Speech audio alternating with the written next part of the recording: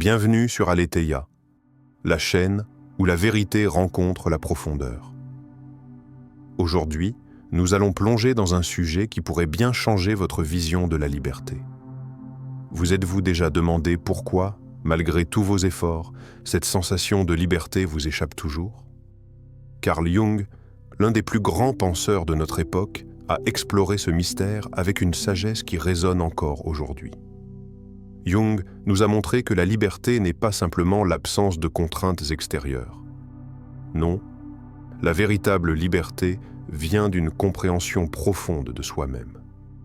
Mais cette liberté, que vous cherchez sans cesse, pourrait bien être enfermée dans ce que vous refusez de voir de vous-même. Voyons ensemble ce que cela signifie. Dans cette vidéo, nous découvrirons ensemble pourquoi vous ne serez jamais véritablement libre tant que vous ne saurez pas cette vérité essentielle sur vous-même. Préparez-vous à remettre en question tout ce que vous pensiez savoir sur la liberté intérieure. La découverte de l'ombre, ce que nous ne voulons pas savoir de nous-mêmes devient notre destin. La véritable liberté, selon Carl Jung, ne réside pas dans l'absence de contraintes externes. Elle se trouve dans l'acceptation des ombres qui nous habitent. L'ombre, dans la psychologie jungienne, ne doit pas être vue comme un ennemi ni comme un monstre effrayant qui attend dans les ténèbres. Non. L'ombre est simplement la partie de nous que nous choisissons d'ignorer ou de refouler. Ce sont ces aspects de notre personnalité que nous jugeons inacceptables, honteux ou même menaçants pour l'image que nous avons de nous-mêmes. Et pourtant, ces parties rejetées portent en elles la clé de notre véritable liberté. Si l'ombre représente tout ce que nous avons honte de voir en nous, pourquoi ne pas l'accepter comme une partie intégrante de notre être? Et si, au lieu de la fuir, nous commencions à la comprendre? Quelle part de moi-même ai-je rejetée, refoulée ou ignorée jusqu'à aujourd'hui? Dans cette exploration de l'ombre, Jung nous invite à reconsidérer notre propre rapport à nous-mêmes. Chaque aspect que nous choisissons de ne pas voir, chaque peur, chaque désir non exprimé devient une prison invisible qui nous empêche de goûter à la véritable liberté. En niant notre ombre, nous maintenons en place des chaînes qui nous limitent sans même en être conscients. Ce que nous cachons de nous-mêmes, nous ne pouvons pas le guérir, et donc, tant que nous ne faisons pas face à ces parties refoulées, nous ne pouvons jamais être complètement libres. Imaginez un instant que chaque aspect que vous avez caché dans l'obscurité de votre psyché ait quelque chose à vous apprendre. Ces parties que vous évitez, ces pensées et émotions que vous détestez, elles portent en elles des vérités qui pourraient libérer votre esprit. Car c'est seulement en confrontant notre ombre que nous pouvons réellement commencer à comprendre qui nous sommes, sans filtre ni illusion. L'ombre, selon Jung, n'est pas simplement la négation de la lumière. Elle fait partie intégrante de notre équilibre psychique. Tout ce que nous rejetons en nous-mêmes finit par s'infiltrer dans notre quotidien sous forme de comportements involontaires, de jugements hâtifs ou de relations dysfonctionnelles. En nous refusant à accepter ces parties sombres de notre nature, nous donnons involontairement pouvoir à ces aspects refoulés qui dictent silencieusement notre vie. Prenez un moment pour réfléchir à vos propres ombres. Quelle facette de vous-même avez-vous longtemps refusé de reconnaître? Ce qui vous fait honte, ce qui vous fait peur, tout cela a été mis de côté. Pourtant, ce rejet n'a fait qu'enfouir des émotions et des désirs qui ont pris le contrôle de votre existence de manière indirecte. L'ombre n'est pas une force extérieure qui vous influence. Elle est une partie de vous qui attend d'être accueillie, comprise et intégrée. Si j'acceptais pleinement ce que je refuse de voir en moi, quel pouvoir cela pourrait-il avoir sur ma vie? La quête de liberté est, en grande partie, une quête de vérité sur soi-même. En rejetant l'ombre, nous rejetons une partie de la vérité sur qui nous sommes réellement. Ce rejet crée une fracture, une dissonance qui empêche l'harmonie intérieure. Mais, et si, en accueillant cette part d'ombre, vous pouviez trouver la paix avec vous-même et ainsi vous libérer des chaînes invisibles qui vous maintiennent prisonnier? C'est ce chemin que Jung nous invite à suivre. La liberté ne réside pas dans la suppression de ce qui nous dérange, mais dans l'acceptation totale de notre être dans sa totalité, lumière et ombre confondues. Au final, l'ombre ne nous fait pas de mal. Elle nous révèle seulement la part inexplorée de nous-mêmes, celle qui attend d'être reconnue pour nous permettre de nous réaliser pleinement. Le conflit intérieur, la lutte pour la reconnaissance. Celui qui regarde à l'extérieur rêve, celui qui regarde à l'intérieur se réveille. Dans cette quête de liberté, nous sommes souvent confrontés à un obstacle silencieux, mais puissant, le besoin de reconnaissance. Chaque jour, nous agissons, pensons et vivons pour plaire aux autres. Nous recherchons cette validation extérieure, cette approbation sociale, comme si elle était la clé de notre bonheur et de notre bien-être. Et pourtant, ce besoin de reconnaissance est la cage dorée dans laquelle nous nous enfermons, en oubliant que la véritable liberté se trouve à l'intérieur, et non dans le regard des autres. Combien de fois avez-vous sacrifié vos véritables désirs, vos aspirations profondes, simplement pour répondre aux attentes d'autrui? Combien de fois avez-vous fait un choix, non parce que c'était ce que vous vouliez, mais parce que vous croyiez que cela vous rendrait plus aimé, plus accepté ou plus respecté? Chaque geste effectué dans l'espoir d'être reconnu peut, petit à petit, vous éloigner de vous-même, de vos vérités les plus profondes. En cherchant à satisfaire les attentes extérieures, vous oubliez ce qui compte réellement pour vous. À quel point êtes-vous prêt à sacrifier votre authenticité pour satisfaire les attentes des autres? Cette lutte interne, cette danse constante entre votre propre désir et les attentes sociales, est l'un des plus grands obstacles à votre liberté intérieure. Vous poursuivez un idéal imposé par la société, sans jamais prendre le temps de vous demander « Qu'est-ce que je désire vraiment ?»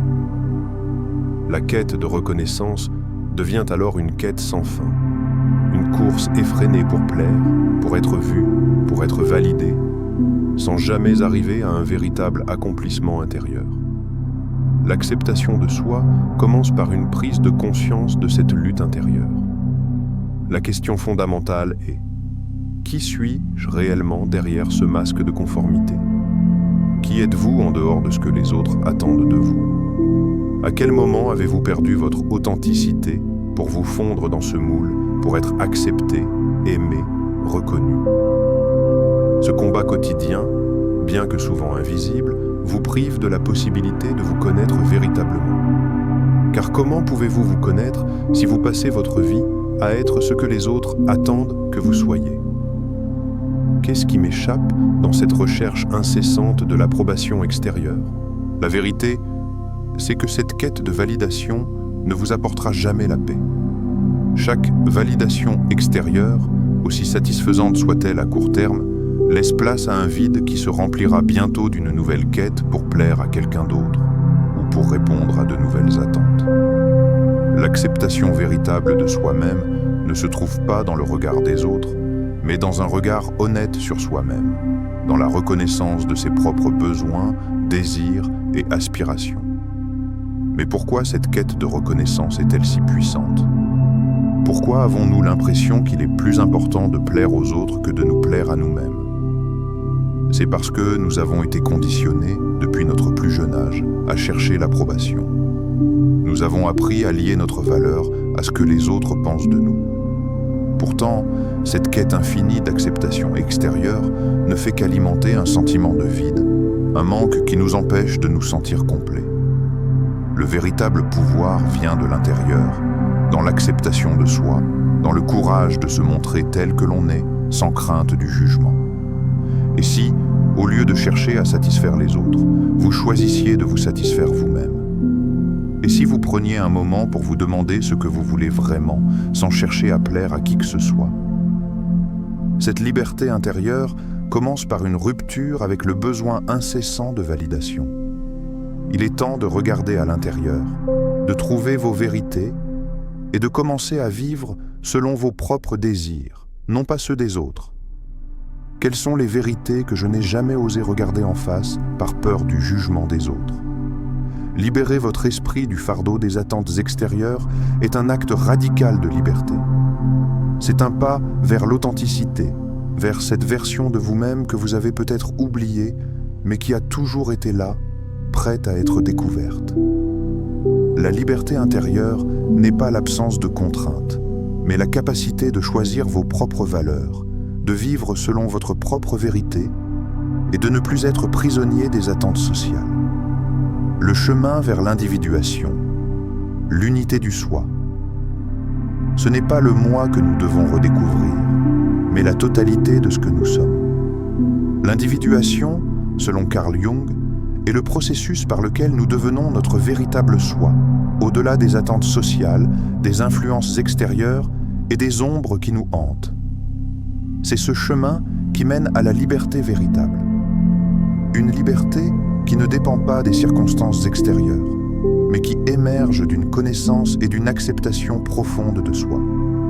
Elle n'est pas simplement un état où l'on est libéré des contraintes du monde, mais un état intérieur, où nous avons retrouvé l'unité de notre être.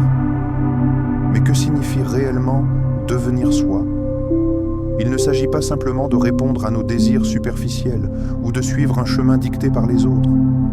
L'individuation va bien plus loin que cela. Elle nous demande de reconnaître toutes les facettes de nous-mêmes, y compris celles que nous préférerions ignorer. C'est dans cette acceptation radicale que réside le pouvoir de se libérer. La question qui surgit est: avez-vous déjà osé vous confronter à toutes les facettes de vous-même, même celles qui vous dérangent, celles que vous cachez même à vous-même? Nous avons tous des parties de nous que nous préférerions oublier. Des pensées sombres, des émotions douloureuses, des souvenirs embarrassants. Ces aspects que nous refoulons deviennent une source de tension et de fragmentation. Mais en les intégrant dans notre conscience, nous n'en faisons pas des ennemis, nous les transformons en alliés. L'individuation, c'est le processus de faire la paix avec ces parties de soi, et non de les combattre. L'idée n'est pas de chercher un moi idéal, mais de découvrir la totalité de ce que nous sommes. C'est accepter les contradictions, les incohérences et les complexités de notre être. Nous avons tendance à vouloir être cohérents, à faire en sorte que toutes nos pensées et actions s'alignent. Mais cette quête de cohérence est souvent une illusion. La vérité, c'est que nous sommes multiples en constante évolution et que la liberté se trouve dans l'acceptation de cette multiplicité. L'individuation vous pousse à regarder au-delà des conventions sociales et à vous demander « Qui suis-je indépendamment de ce que l'on attend de moi ?» La société vous propose des rôles à jouer, des attentes à satisfaire. Mais en quoi ces rôles correspondent-ils vraiment à qui vous êtes ? L'individuation, c'est briser ces cadres étroits et accepter de vivre selon vos propres règles, basées sur une vision intérieure et une compréhension plus profonde de vous-même. Quelle facette de ma personnalité ai-je ignorée ou rejetée par peur de ne pas être accepté par les autres ? C'est un voyage difficile, car il demande de faire face à ce que l'on redoute le plus, notre propre vulnérabilité. L'individuation, c'est aller au-delà des projections que l'on fait sur soi-même et sur les autres. C'est cesser de chercher à correspondre à une image idéalisée et au contraire, accepter les complexités, les contradictions et les zones d'ombre qui font de nous ce que nous sommes. En embrassant cette totalité, nous devenons plus forts, plus authentiques. Car la liberté, finalement, n'est pas un idéal abstrait, mais un état d'être. L'individuation est un processus qui nous permet d'atteindre cette unité intérieure, où l'on cesse de se fragmenter sous les attentes des autres ou de soi-même. Elle nous mène à cette paix intérieure où nous pouvons enfin être pleinement nous-mêmes, sans crainte du jugement ou de la comparaison. Et si, plutôt que de chercher à fuir mes contradictions, je les embrassais et les utilisais comme source de pouvoir et d'authenticité. L'individuation est une invitation à abandonner les illusions et à découvrir la réalité de notre être. Ce n'est pas une quête de perfection, mais une recherche d'authenticité. Et c'est cette authenticité qui permet finalement de se libérer des chaînes invisibles qui nous maintiennent captifs des attentes externes et des projections sociales. La libération par l'acceptation du chaos intérieur, l'homme qui ne rencontre pas son ombre dans la forêt y errera sans fin. Le chaos intérieur. Ce concept peut sembler menaçant, même terrifiant. Nous avons tous nos démons intérieurs, nos luttes personnelles, ces tourments invisibles qui nous déstabilisent et parfois nous paralysent. Ces pensées contradictoires, ces émotions contradictoires, ces conflits internes qui semblent nous consommer.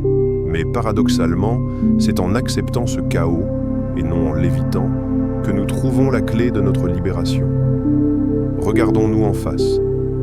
Il y a une vérité qui peut nous libérer. Nous sommes tous un mélange complexe de lumière et d'ombre, de certitudes et de doutes. Et c'est dans cette acceptation de notre dualité que réside notre véritable force.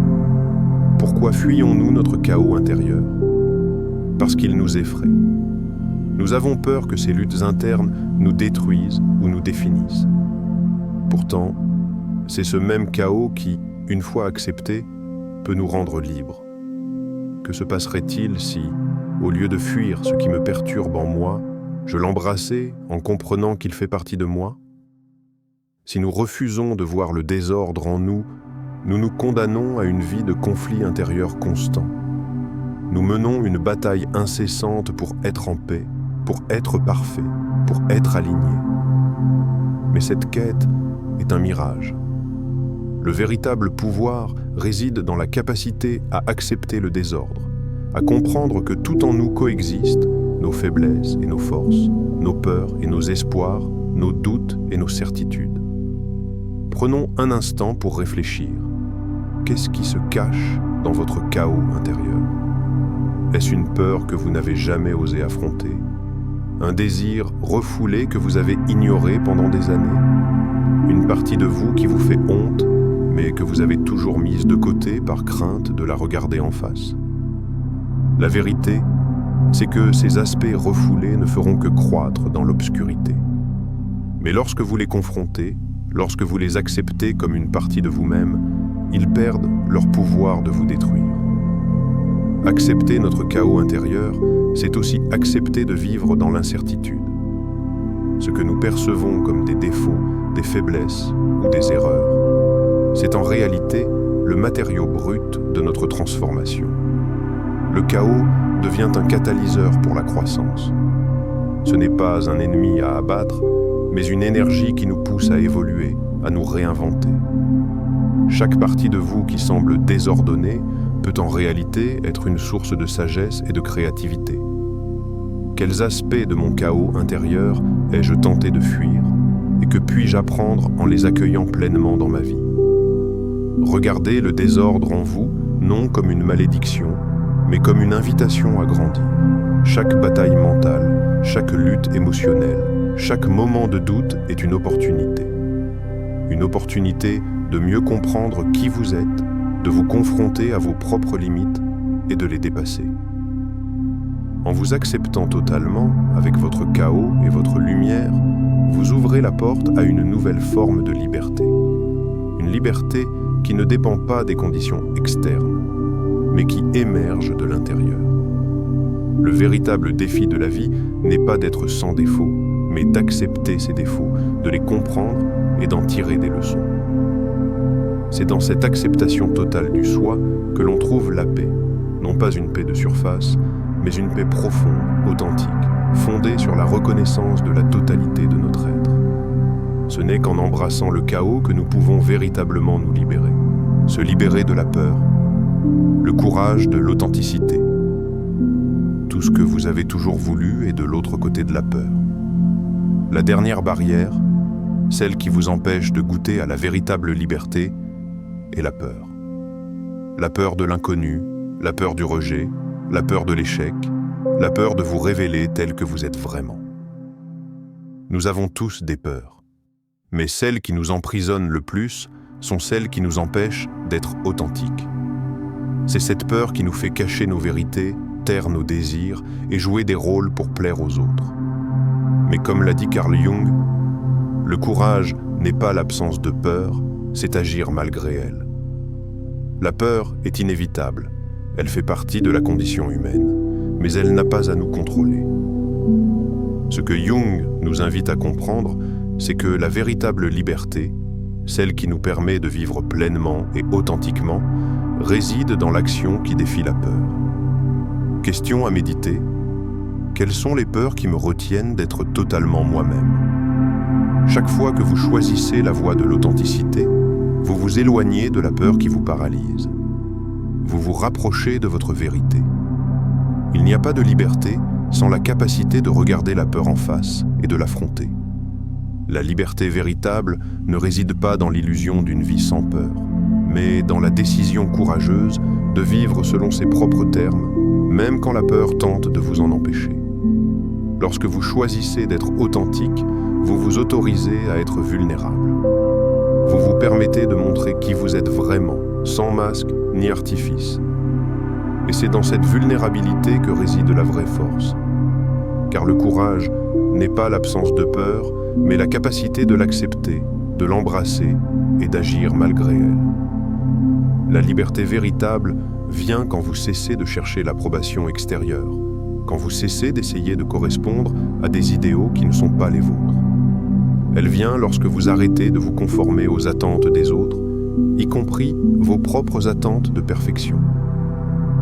C'est en bravant cette peur de ne pas être à la hauteur, cette peur d'être jugé, que vous trouvez votre voie vers l'authenticité.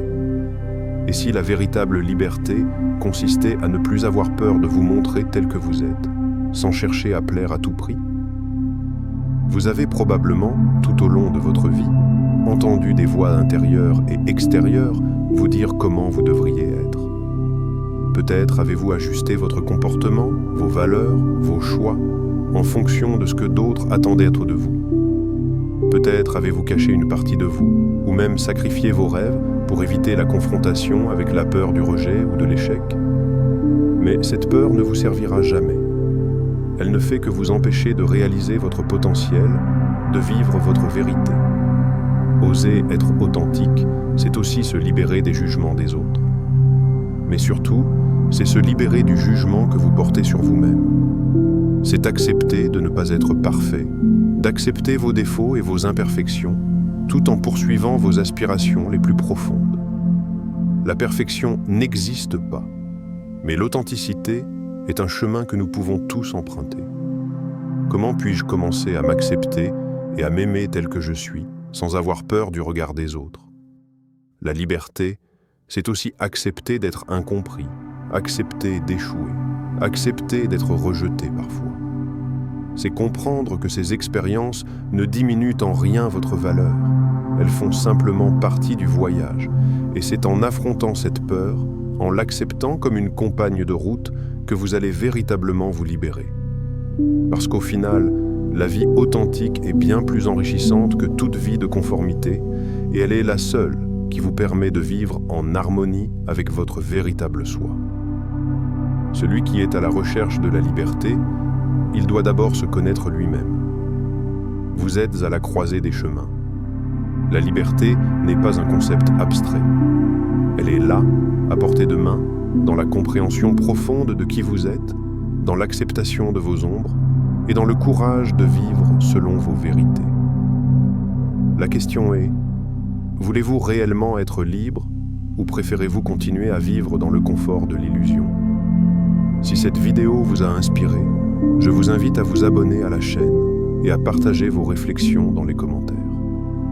Qu'avez-vous découvert sur vous-même en écoutant cette vidéo? Partagez vos insights et commencez le voyage vers votre véritable liberté dès aujourd'hui.